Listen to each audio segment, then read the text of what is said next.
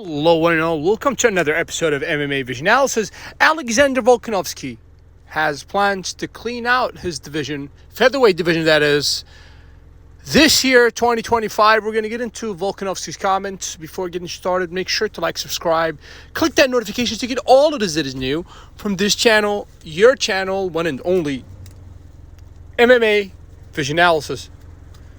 Volkanovski has a huge fight coming up. I believe it's UFC 314 main event.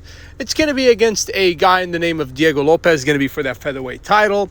Obviously, last two fights for Volka did not go his way, and that's saying it mildly, right? We all know that he was handed back-to-back devastating knockouts. And we were due for a rematch between him and former featherweight champion Ilia Topuria, but obviously Ilia vacated that division. The right decision, and I'm going to explain why. The depth of high-class talent that's just entering its prime, it's at an all-time high in the featherweight division.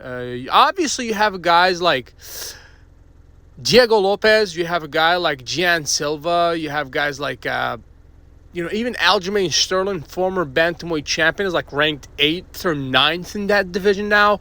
So that just gives you an idea of what you're dealing with when we're talking about the featherweight division. Now, as for Volkanovski, obviously, being knocked out last two times around, one might question his decision to keep fighting. In all honesty, for me personally, like, what have you to prove? Number one. Number two,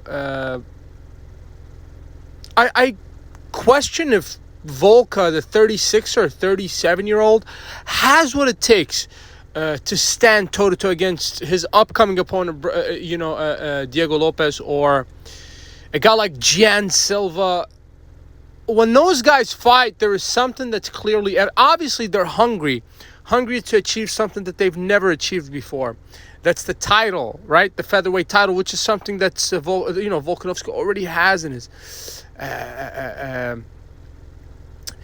his wardrobe. Not only that, he's defended the title, I believe, like 7 times. So I wouldn't be so mad if Volka wins the title, defends it once, and retire. But do I want to see Volkanovski in there against the likes of Gian Silva? I would hate to see Volkanovski take any further punishment.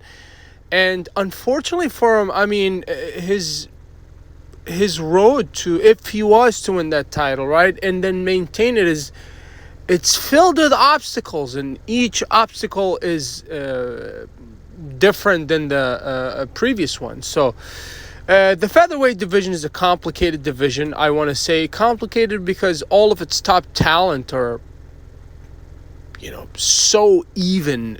What differentiates these guys, we say it so many times, is very small margins. So for Volkanovski, he's going to have his hands full starting UFC 314. If you made it this far, I appreciate you for sticking around. Please let me know what you think in the comments. Like, subscribe for more.